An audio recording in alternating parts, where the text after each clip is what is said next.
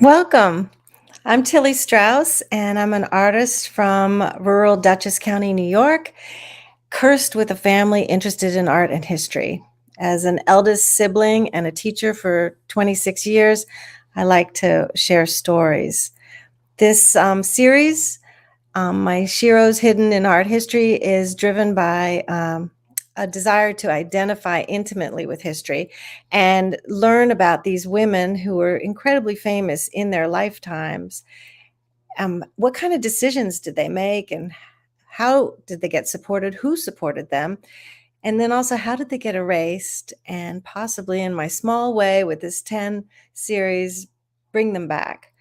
So I'd like to thank the Inspiration Arts Group International for giving me this platform to share this information, and to Bibiana and Bridget, who are totally supportive and behind the scenes helping me so much. Thank you. I'm still learning, and I would appreciate any comments or questions. We'll deal with them at the end of the program, which would be great. And if you're on YouTube, you're going to have to log in before you can leave a comment or question. So thank you. We can start. Yes. Okay. Rosalba Carriera was born in 1673 to 1757 is when she lived. She was so well known across Europe, and she's totally self-made artist and in her career, that she became simply known as La Rosalba. Nobody bothered with her last name, such as Raphael or Michelangelo. She was Rosalba, and it was like, do you have a Rosalba? Can you sit for Rosalba? She was incredibly magnetic to people. I've put together a small 20-page illustrated zine that is available on my website, and it goes into more depth than this talk will about who she is, her popularity, and her patrons. We can change. So when I first heard about Rosalba and was studying her, everything I kept hearing about was her father was a clerk, and her mother was a lace maker. In my mind, I pictured this sort of brown hut, maybe a portrait by Van Gogh of the potato eaters, But the truth is that this is her house. The arrow is it's right on the Grand Canal in Venice, right next to, what is that? Peggy Guggenheim's mansion and museum now. And her father was a law clerk. He did very well. And the mother did make lace. But besides that, the story of her origins are a little bit mixed up. And by the way, before we change that slide, I'm sorry. Her house, all those stories have been divided into 4 apartments. And if you're interested in seeing Venice through Rosalba's eyes, they're available on Airbnb. The insides are, I'm sure, very different, but you get the views and the water. So we can change that. So we don't really know a lot about how she was educated or where she got her training. We do think that she designed her mother's lace patterns. And when she was about 20, when she was 12, her father was so impressed with her ability with numbers that he made her in charge of the household finances, and she ran his business finances and the household. And she figured out as a late teen that she needed to do something to help the lace business or whatever. And she started doing portraits and paintings inside of snuff boxes. Now, snuff was ground up tobacco that was brought in. It was actually introduced from the Americas by the Spanish explorers to Europe. And powdered snuff that they would take a pinch of was very dry, like the one in the upper right corner. And that was you take a pinch and you inhale it through a nostril, and it gets absorbed into the mucous membranes, and you get your sort of nicotine high that way. The Americans were more likely to use a moist snuff, which they put in between their gum and their lip, and that's chew. There was so much chew being used by the colonies and by the first government representatives that spittoons became a big thing. But that's another story. So anyway, this is the thing. The snuff was taking a pinch of snuff became a very elitist sort of gesture that Napoleon used snuff. Pope Benedict XIII, King George III. It appealed to young men and aristocracy as a way of separating them from the more common populace that were inclined to smoke their tobacco in a pipe. So also at the same time, at the early 1700s, this idea of the Grand European Tour came into fashion.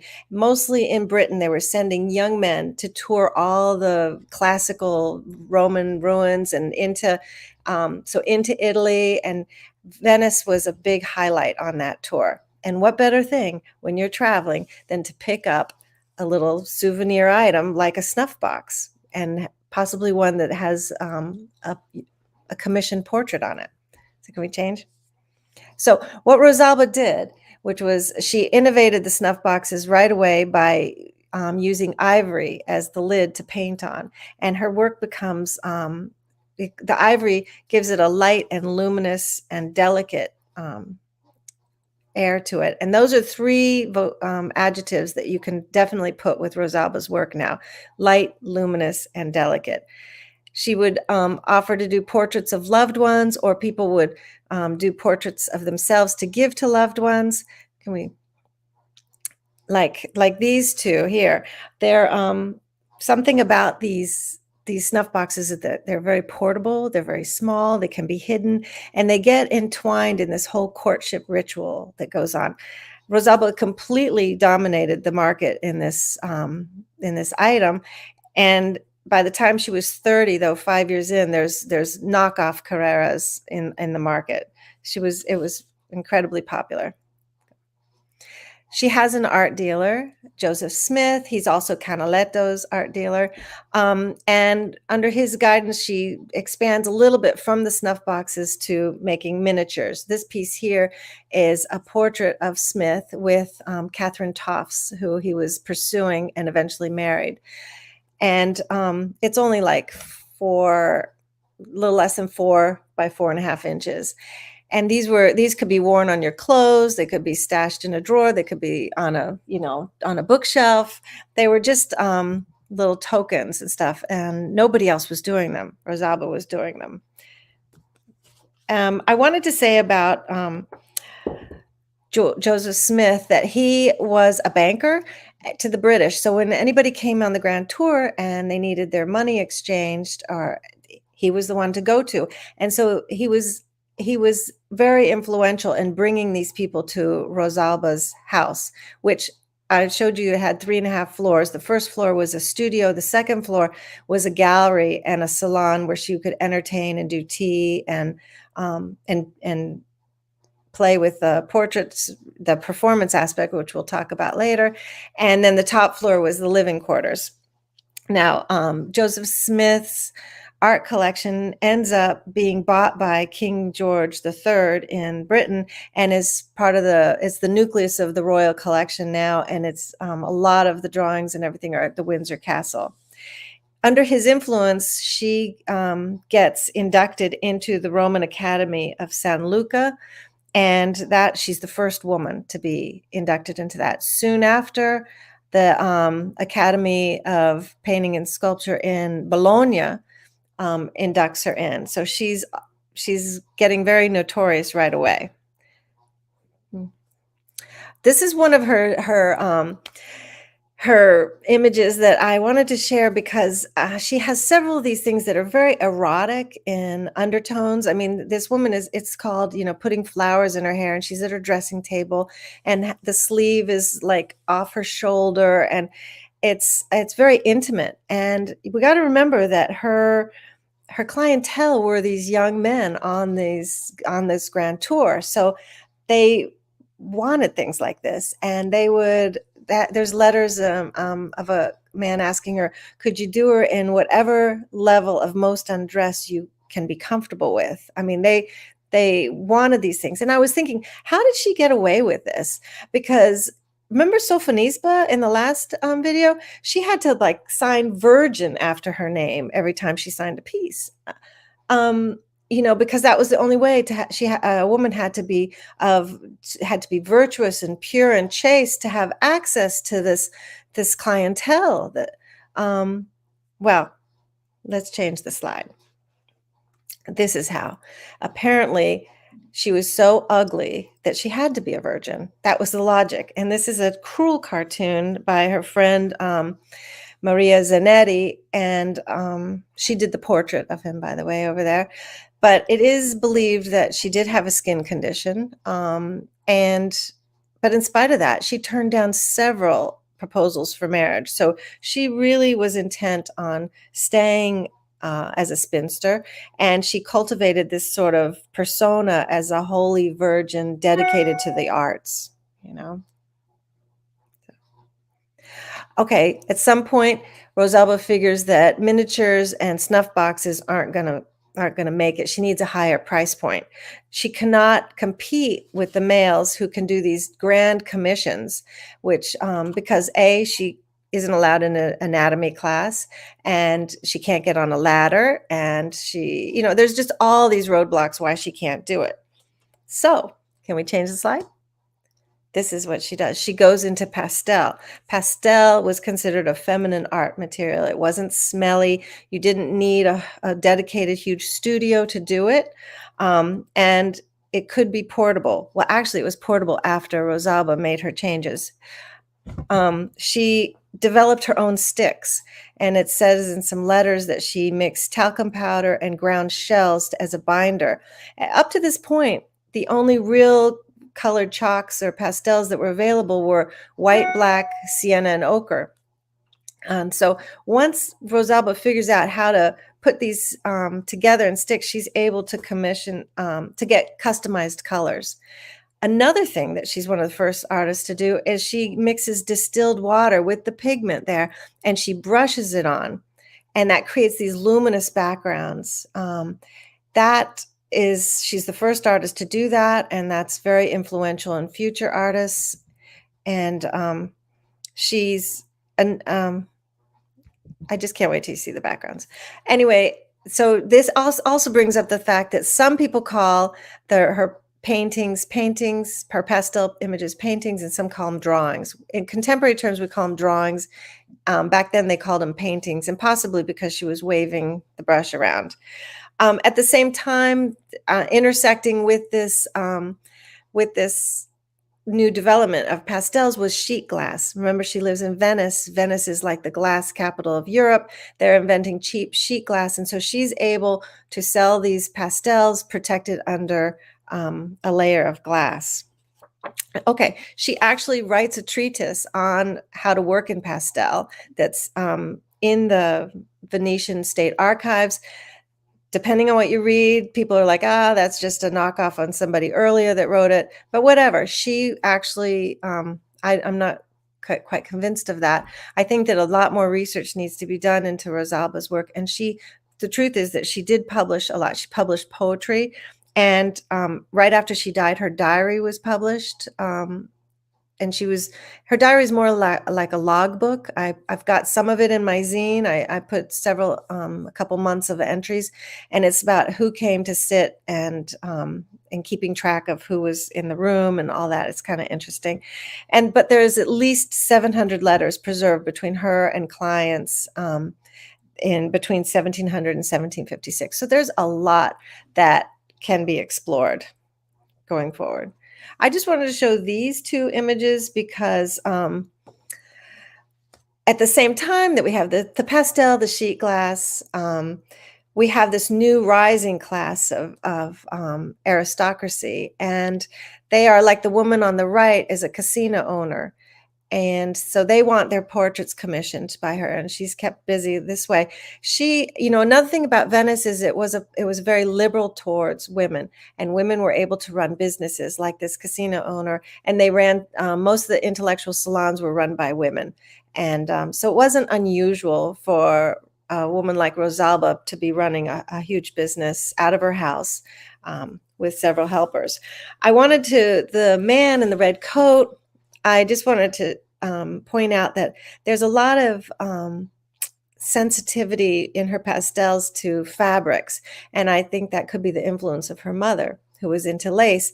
And it's just amazing when you zoom into these pieces how with just an abbreviated technique, she's able to bring, lace to life. If you look at the front of his shirt, it's just incredible. And we know that she scraped away pastels with a knife to get the pearls. And there's just a nice softness over the whole thing. Okay, I have to tell you about the period that she's in because this is important. They call Rosalba the mother of Rococo. And Rococo is an exuberant, light, elegant style that it comes from the word rocal, which means it's kind of a shell-covered rockwork used to decorate artificial grottos. So it's embellishments, a lot of embellishments. And I thought these sneakers by Nike, they're totally Rococo. There's like over the top and bloomy. This is also a style from the French royalty. And even though Rosalba lives and dies in Venice, she takes 3 trips out of Venice, and the first is to Paris. And this is important. Okay, Rococo takes as its subject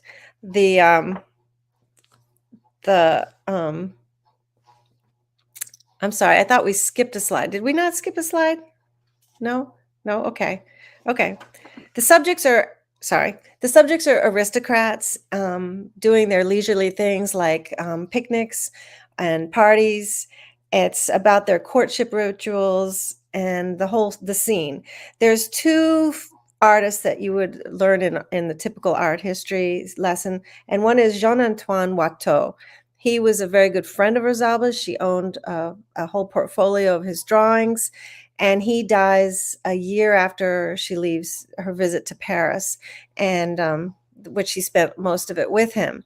And this is a painting of his above it. It's called Embarkation for Cythera or From Cythera. It depends if they're leaving or going, but it's all these couples on this island, and there's cupids flying in the air, and there's statues of Venus on the side, and it's very soft and intimate colors and very light. The other artist at the other end of the spectrum is Fragonard, and he actually followed Rosalba around when she was visiting Paris and copied a lot of her works as practice. And this piece, The Swing, is like the poster child for Rococo. Okay, it's got the frothy trees, the frilly dress. The story is, and the shoe being tossed off of the woman's foot. You see how daring and risque that is. The story is the patron came to Fragonard and asked him, he wanted a drawing, a painting of his mistress, and he wanted to be her on a swing. A swing was a very Rococo fad at that time. And he wanted to be looking up her dress. Meanwhile, he wanted her being pushed by a bishop or a clergyman in the shadows. So that just encapsulates the whole sort of carnival spirit, the lovers, the scandalous peep show type of sentiment of Rococo art. This is a piece by Rosalba, and it's the painting on one side, the pastel painting, and a detail of the woman's head on the other. I couldn't crop it the way I was like, well, which area to show? It's such a beautiful piece. It's at the Chicago, the Art Institute of Chicago. I don't know why the words didn't pop up there, but it's oh yeah. Anyway, it's some thought as whether this is an aristocrat because she has such pale skin, but actually she's can't be an aristocrat because even with this frivolous partying atmosphere, nobody would do their wife or their daughter in this state of undress. She's got like these pearls around her neck that go down and wrap around and are tied to a pink ribbon that's right on top of her right breast, and the nipple is just showing through the sheer fabric there. Now, and on the other side, a parrot on her finger is like clasping at the lace, threatening to expose that breast too. One of the signature things that Rosalba can do is she takes the side of the stick, and this was fascinating for people watching her. We've got reading accounts of it, and she would drag the side of the stick across a contrasting color, and that's how she creates that veil that drops from the hand down and around. But I love the way she does the hair really softly like that, just little wisps of it that are sharpened, and then the sharpness of the flowers on top of it, and the pearls. Anyway, it's a beautiful piece. Okay, we know that Rosalba's studio was a tourist attraction. Everybody stopped there. The man on the left, Hamilton II, Viscount of Boyne, had several portraits. He's 20 years old here. He had several portraits that year, that season that he was there. Some are way more formal. This is one where he's got a Venetian mask on the side of his head, and he's wearing a tri-corner hat, which was typical of what the men would wear during Carnival. And we see that same tri-cornered hat and cape in other portraits that Rosalba did. The drawing in the middle is an allegory. This is the allegory of music, and it's in Munich right now. And the thing is that Rosalba had so many people coming through and so much going on, entertaining and everything, that not everybody got a portrait. You couldn't just at this point, you couldn't just sit for Rosalba, but you might be able to buy the music, or justice or poetry. And there were these scantily clad, usually one breast out, rosy cheeked women with lots of flowers. It was thought at this time that Rosalba's sister would help her with the backgrounds, would paint on the backgrounds and do the flowers and things, and it would be ready for a head to be popped in.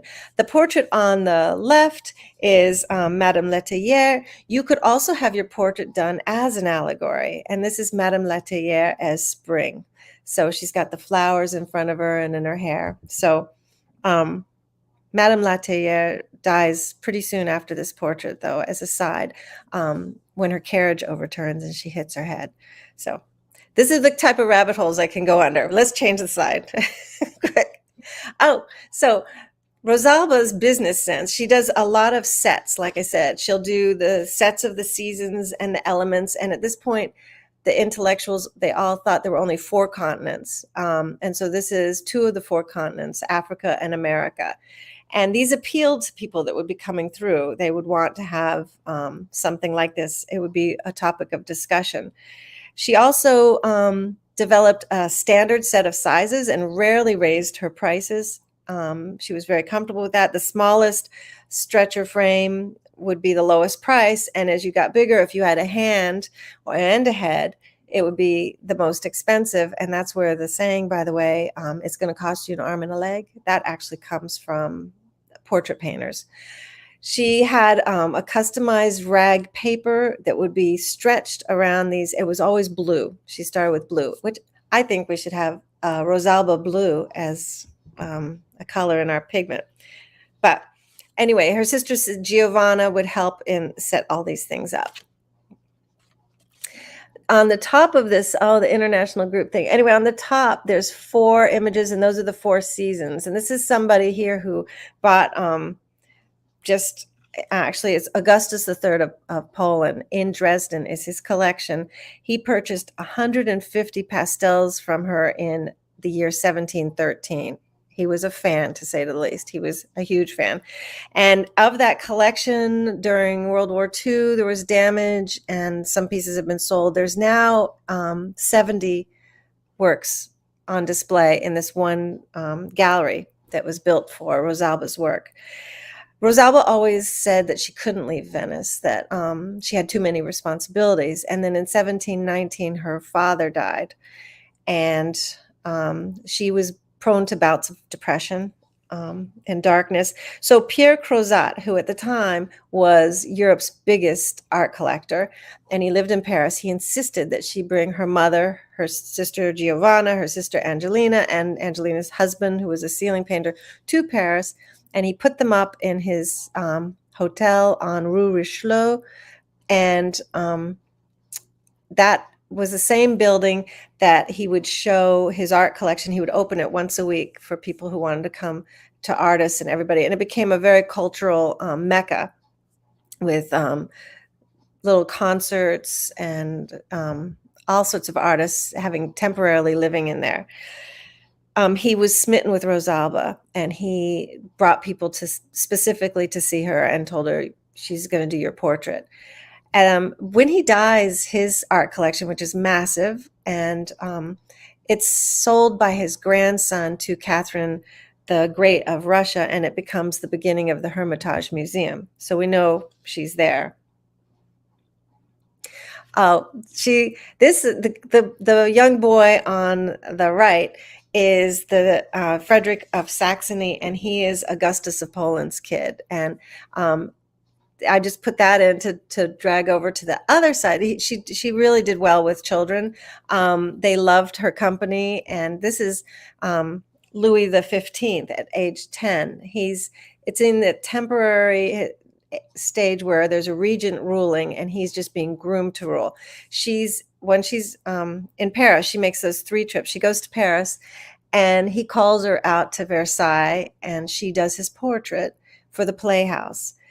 Well, after that, he keeps calling her back and saying, do this person, do that person. He loved her company. It was a spectacle. And it's estimated that in that little trip, she was there for 18 months in Paris. She did everybody in the royal court because of, she's got a diary entry, like I said, that's in the zine that is it's just nonstop people. And at the same time, she was meeting artists and going to concerts and seeing shows. And so it was a very, very full, incredible time for her career too. So yeah, this is the slide I thought I was missing earlier. I just wanted to, this goes with the Rococo, and I just wanted to explain a little bit and put it in context in that Louis the 14th was the king who had a very long reign, and he built Versailles, which is very geometric and angular and very masculine. He was a very controlling king, and he insisted all the aristocracy come to Versailles and stay there, and whether he noticed you or not could make or break your career. It was very nerve-wracking. Everybody was right there. And towards the end of Louis XIV's life, he fell under the influence of a mistress who really didn't like the theater. I guess there was a clown that made fun of her, and she was offended by it. She was offended by poetry and songs. And so basically, Louis XIV closed all the theaters and threw out the people. So the actors. And so it became a very grim end of his reign. Everybody was very nervous, and so he dies, and the people go nuts. And the aristocracy that are living at Versailles all move back to their apartments in Paris, which are much smaller, granted, but they get them all decorated. And this is where a pastel portrait is like a perfect size for these apartments, right?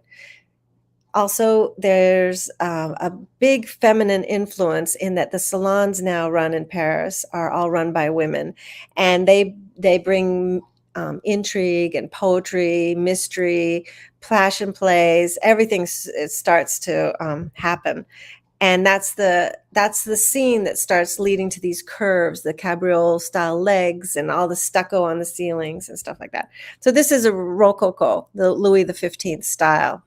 So back to Rosalba, who's just doing the king out in Versailles. Tons of people just parading through her rooms. Well, with the king's enthusiasm and with Pierre Crozat's support, she gets voted in October of 1720 to the Académie Royale of Paintings and Sculptures. And this is amazing because they had a rule just in 1706 to barring all women from participating. And they vote her in without even holding multiple votes. Now, to get into these academies, once you have sponsorship and you're invited, you have to submit a work of art that they can discuss as they're holding their contemplation of whether you can be a member or not. And this is where the word masterpiece comes from. So she puts in her masterpiece, and it's called A Nymph from Apollo's Retinue Carrying a Laurel Wreath. It's a brilliant image of modesty and humility, really, and she writes with the note, the nymph is about to present the Academy a laurel crown, and that she prefers the lowest position in this very illustrious institution to the heights. So really, she shows herself by doing a female subject, which she's really good at. It kind of makes a connection between her persona and the subject. She's also showing, by using this sort of classic story, that she's an intellectual, that she's a professional, she's modest, and above all, She's unthreatening. So this is one of the techniques that Rosalba uses, I see, in her decision making all the way up through her career. After her trip to France, 10 years later, she makes another trip. She goes, the Holy Roman Emperor wants her to come to Austria, and the woman on the far right is the Empress. And he buys hundreds of her works and requests that she teaches the Empress the art of pastels, and the Empress gets pretty good at it. After that, Giovanna and Rosalba travel to Modena and Parma, the courts where they do everybody in the court, but they especially do portraits of the princesses to attract husbands. What I put these two up together about is that even if you're young or old, she makes you look good. It's like an Instagram filter, that just bleaches out everything to snowy white, a bosom. And these are much more discreet than her earlier pieces, but it's a different clientele. So when she did her self-portraits, though, she took great care with them. They're different from the snowy perfection and frothy portraits of her clients. In these ones, she's really telling us something. And these are just a handful she did them several times. The one in the middle, she did for Joseph Smith, and it's at the height of the peak of her career. And she's very aristocratic. She's laden with earrings and jewels and lace, and she's looking calm and regal. The one on the left is her. She's got a stick. That's the tool. And at the end of it, you can insert the colored stick of pastel. So it's like a drawing pencil almost with its length. So it's clean on the hands. I kept reading how pastel was suitable for women because it wasn't messy. And I'm like, are you kidding? It could be pretty messy from what I know. But now I see she used this tool that sort of separated her hand from getting into the dust of it. She's holding a portrait. That portrait is of her sister Giovanna. That's what we believe. And there were several of these that were made and sold over her lifetime. And it kind of emphasizes, while it gives tribute to her companion and her helpmate. Giovanna was everything behind the scenes. It also emphasizes her spinsterhood, the two sisters, how unthreatening that is. The one on the far left, far right, sorry, is one of the last portraits she does. And it's her. She's got a laurel leaf crown. She's looking a bit somber, the palette somber. Giovanna has died at this point. And Rosalba's facing blindness. She ends up, and I don't know what it was like in the 1740s, but she has 3 cataract surgeries, which definitely leave her completely blind. She's living alone with her youngest sister, Angelina, and her husband in that house in the dark for the last 15 years of her life. Now, there's all sorts of stories that she died, blind and in poverty stricken. It's not true. She had so much money. She had more money than any other artist of the time. And certainly since in comparison, if you put things, make changes for the times and inflation and whatever, she would be the wealthiest woman artist of all time. 4 months before her death, she dictates her will to her sister, Angelina, and she is leaving behind more than 24,000 ducats, which in comparison, Canaletto, who dies a little while later, has 2,000 ducats. So, she's 12 times richer than he is, and he was an incredibly successful artist. One of the things that I find where everybody's talking about Rosalba's pieces now is that behind the pieces, there's some of the pieces in the stretchers, they have found tiny little pieces of paper that have prints on them, and they're called santinis. They're saints. And the saints that Rosalba would put in were the Holy Magi, or the 3 wise men who traveled to see the baby Jesus, because they're the protector of travelers and also of headaches, which there are stories that she suffered a lot of headaches.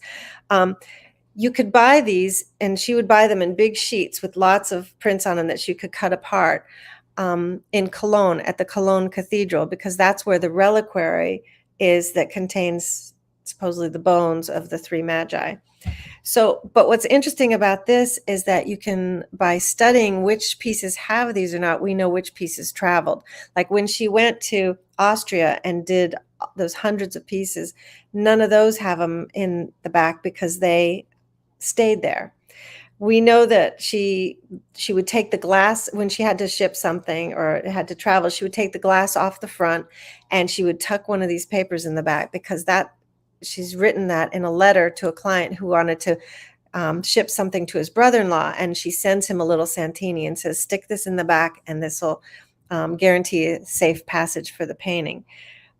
It's it's helpful. It can be helpful. I know a lot of these paintings, drawings or paintings, whatever you want to call them, these pastels are like hundreds of years old, and they've changed frames possibly and things like that. But it can tell us which pieces were made outside and or to travel outside of Venice. And so one thing is at the Frick Museum in New York, they have two heads, a female and a male, that a collector had in matching frames, and they always thought those were a pendant to portrait, which means two, matching portraits. But Rosalba didn't do those. But anyway, what's kind of killing that whole theory too is behind one of them was Santini, and the other one there wasn't. So the thought is they probably didn't go to the same client when they were made, So things like that are kind of interesting. So in 1757, Rosalba is buried in the Church of San Vio with her family behind. It's really near her house. And in 1813, the church is demolished. The stones are all scattered on an island off of Venice that's desolate. Only rats and snakes live there. So far, nobody's really gone exploring to find her gravestones. Over 400 of her works survive in museums, but the problem is that they're so delicate. They have to be kept in drawers and not too close to the light. So they haven't been exhibited much. One thing too is that I have a book. I have a 650-page book printed in 1990 about the Hermitage Museum, and it's got a whole section on Rococo. And you know that this all came from Pierre Crozat. There's not a single mention of Rosalba in it.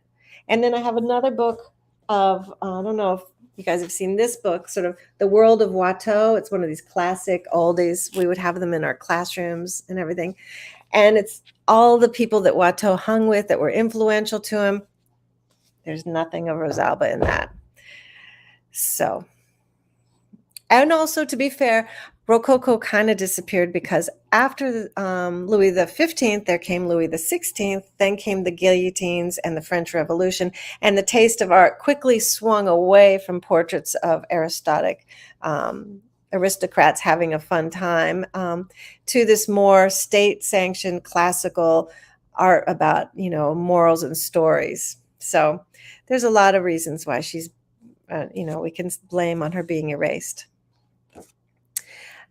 Written her legacy, I really think that somebody needs to search out and dive more into the writing that she left behind. She left a lot of it behind. There's no excuse for that. I really wish that someone would make a Rosalba blue. And but the facts are she was just an amazing, serious artist, accepted into 3 academies that never accepted women and didn't for a long while after. She was an influence on other artists. She was heavily copied by de la Tour and Fragonard, like I said, and she had several successful female students that went on to make a living in art. And she influenced Vigée Lebrun and Cassatt and any pastel artist. She's the gold standard bearer of the thing. Now, I have a zine on my website that goes more into all this stuff. It's at tillystudio.com. On the cover of it, I did an illustration of a portrait Rosalba did of herself as winter, and it was part of a set of seasons. And I just admire that piece so much because she wasn't afraid to capture herself at an old age. And there are very few artists that I know that do that, and only the first one that comes to my mind is like Alice Neal. You know, I love, as I get older, I love these gray-haired self-portraits. So I appreciate that.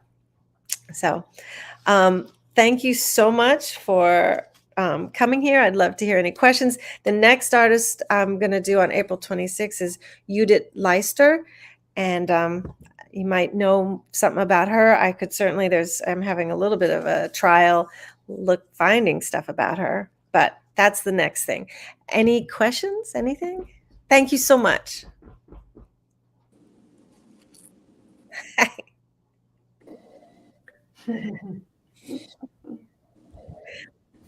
So, any questions, girls? I don't mean to put you on the spot, but I don't know if there were any in the chat. I can't figure out how I do that. So interesting. Yeah, yeah. Good job. Did any of you ever know about her before this? No. No. Only from the one book that had her in it, The Mirror and the Palette, but that only has 2 pages. I was like, how are you going to do a whole presentation with 2 pages? I have a question that's unrelated. Did women use snuff or was it just men? Did you see any in your...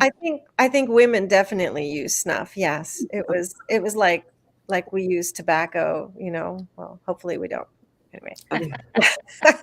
You know, yes, it was used by everybody, you know, the elite class for sure, you know. So, and I think chew as well in this country, you know, it's kind of, I think it's still used here, right? Yeah. So, but yeah, she cornered that whole market. There was nobody else doing that. And also with pastels, nobody was doing pastels in Italy, you know, and so she really was there at right timing. And like I said, you know, it coalesced with a clientele that could afford her work, that were traveling right by her door, and sheet glass. You know, we forget how hard it was to get glass before that, or anything to protect. I don't know. I don't think she fixed them with anything, but I don't know. So interesting. Yeah. Well, Tilly, I just want to thank you for another excellent presentation. Bravo to you. What a way to celebrate International Women's Month. That's right. And any day, any time, we should learn more about, you know, women artists. We just really don't know them. Thank you for bringing all that to us attention. Thank you. And now I can say one of my favorite words is Rococo. It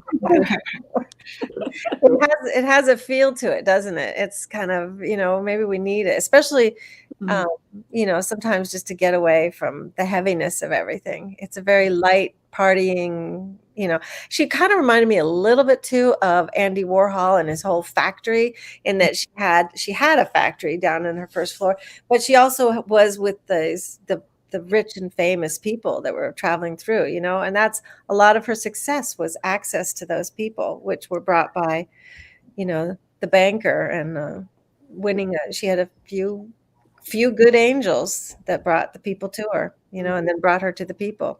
I mean, very cool. Yeah. And what is the chances she's self-taught and she suddenly is doing the King of France, you know, the little King of France, and playing with him, and they go in costume together and he sneaks up on somebody in a cat costume and scares them. I mean, it's kind of, she had quite a life, and I'm glad to know about her. Yeah. So thank you. Yeah. Thank you. All right, we'll go. Thank you. Yeah, tune in next month. Yes, next month. Another famous, great artist. Yeah. All right. I'm coming up. Bye. Bye. Bye.